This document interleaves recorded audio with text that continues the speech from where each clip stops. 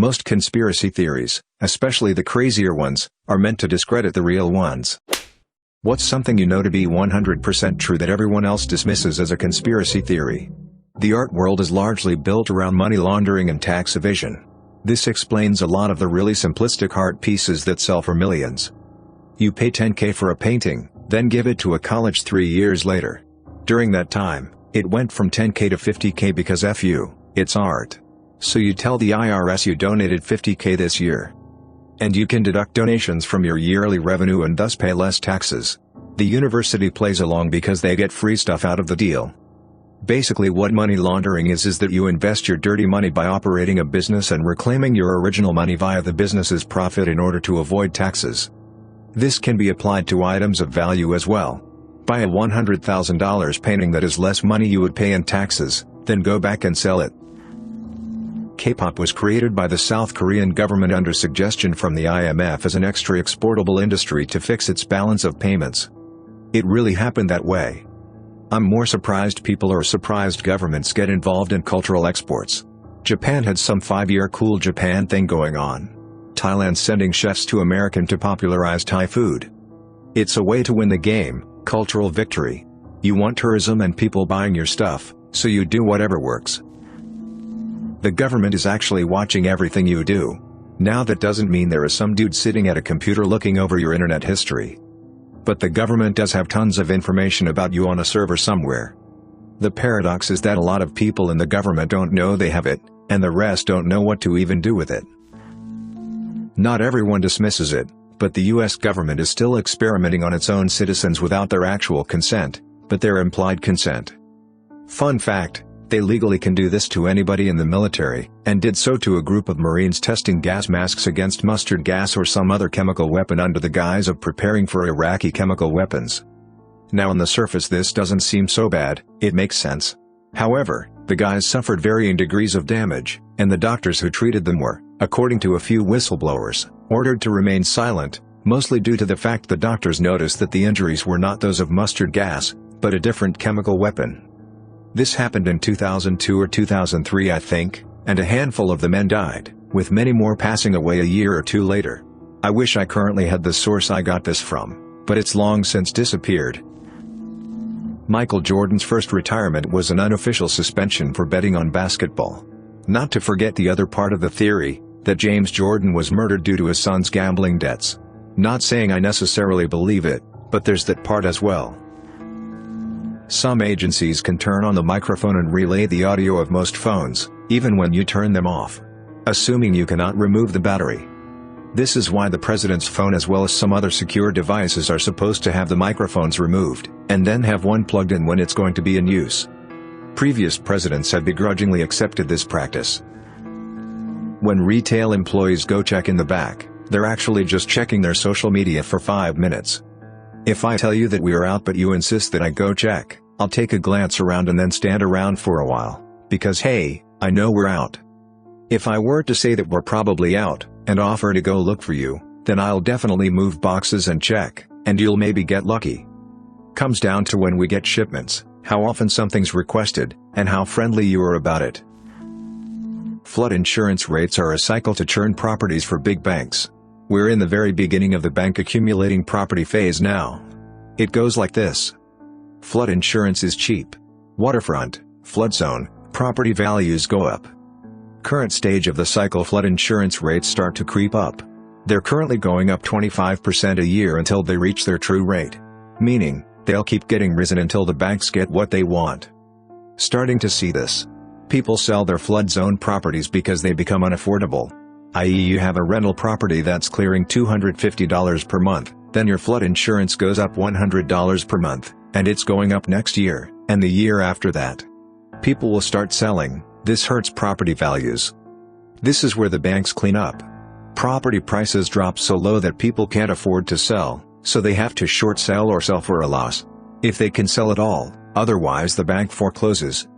The bottom falls out of the market and prices plummet because insurance rates are too high. The banks accumulate thousands and thousands of these undervalued properties. Now, the banks have to sell these things. If only there was a way to sell these properties. Oh yeah, let's reduce flood insurance rates and give the market a boost. This is where the cycle repeats. A couple things to note: the big giant million-dollar homes aren't really affected by this. The owners are usually wealthy enough to afford the flood insurance rates, or own the house outright and don't need to carry insurance. The banks and the government are basically the same entity in this circumstance. A lot of houses in flood zones are huge neighborhoods that just happen to be low-lying, and can be miles away from waterfront. So, poor neighborhoods get hit the hardest by this. There's a cabal of very wealthy and influential psychopaths who control a good chunk of world politics. New members are introduced to, or encouraged by their own peers to partake in, pedophilia. They end up doing that not just because they may be bored with their lives or enjoy hurting children, but also because this team-building exercise in the guise of underage sex parties allows their friends to get compromising material on them. It is an initiation ritual aimed at building trust between everybody involved. If, almost, every member of the cabal has dirt on everybody else, then they surely won't rat each other out. This might also explain why Epstein got disposed of despite having been placed under police custody. Most conspiracy theories, especially the crazier ones, are meant to discredit the real ones.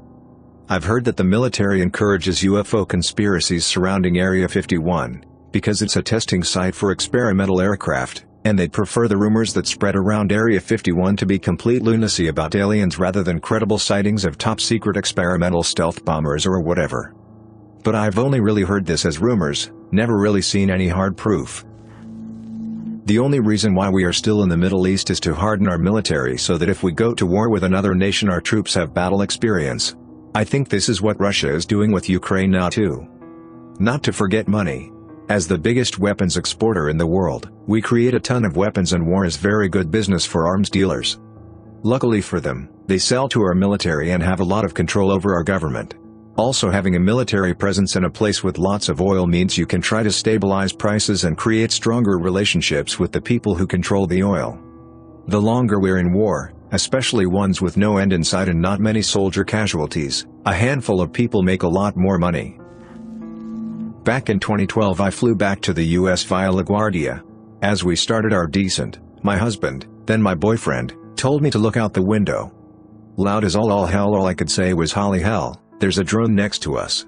Woman in front of us whipped her head to the side and gasped in horror. As soon as she saw it, it went sideways and flew under and away. She got all in a panic and asked a flight attendant who assured us that we probably mistook something else for a drone. This thing was huge. 10 to 15 feet long? I've never seen one before and didn't know they were that big. Guys, the lady kept pestering the flight's attendant who had to then come back after speaking to pilot to refute what we saw. She kept saying that the military does not fly their drones this close to commercial flights. No one believed us. I'm from the good old USSR, so I just got mad paranoid and kept my mouth shut. My husband would tell this story often. Friends sent articles confirming the pilot's take on things. And then around the Reality Winter Time whistleblower releases, 2018, I ran across an article where the DoD admitted to have been doing this for ages while denying it to the public. At one point I felt like I imagined the whole thing.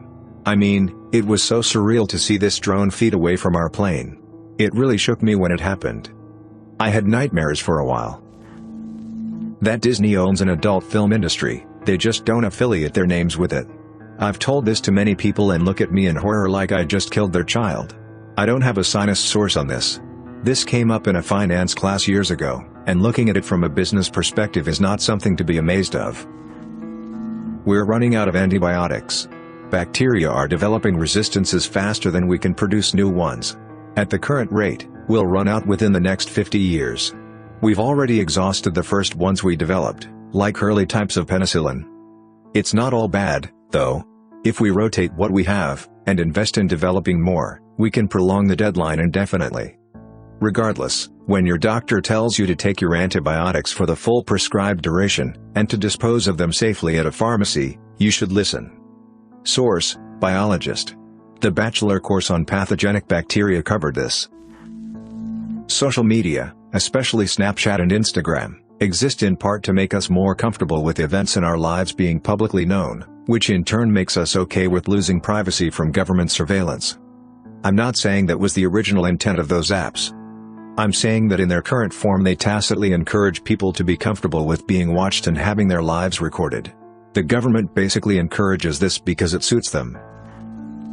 We'll go extinct before we can ever colonize other planets. In one of Vonnegut's books, pretty sure it was Hocus Pocus, he posits that the true point of humanity's existence is to create a strain of bacteria robust enough to survive being jettisoned into space. And survive long enough to make it to a habitable planet and begin life again. Democracy is dead.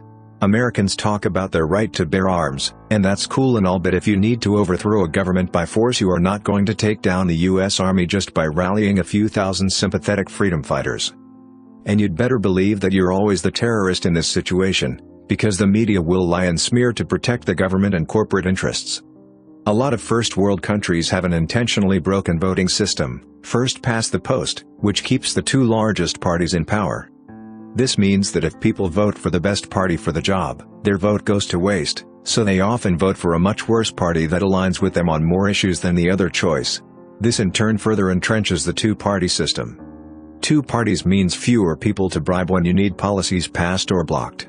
There is an element of voting with your wallet here, in the sense that the more you line the pockets of politicians, the more your vote on an issue counts. And it's only the ultra-rich and large corporations that have this kind of money in the first place. The policies these companies lobby for inevitably serve to reduce their social and environmental responsibility and contribute to the still expanding income inequality in America and the UK and many other countries.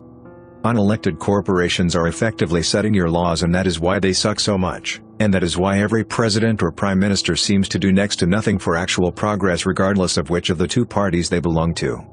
But sure, you have a vote which you can use to elect one of two corporatist puppets, and you have a gun which you can use to rise up, except you won't, and if you tried you'd be killed on the spot. That's not democracy, that's democracy theater. In the UK, we tried to change the voting system to one that would allow people to vote for their favorite party first and then rank other parties by order of preference, but it got shot down after a vote was called and the majority voted no. It seemed like all it took to convince most people to vote no, was for the media to say, "Don't do it, it will just end up voting the Lib Dems in." This also illustrates a problem with democracy. Even when we have it, people make uninformed decisions without knowing that they are missing vital information, and the media can manipulate this incredibly easily. Thanks for listening to Radio TTS. Hit the subscribe button to hear more uncomfortable stories about corrupt institutions and creepy powerful people. Share your own theories in the comments below, and remember, at this moment, someone could listen to you via your smartphone mic.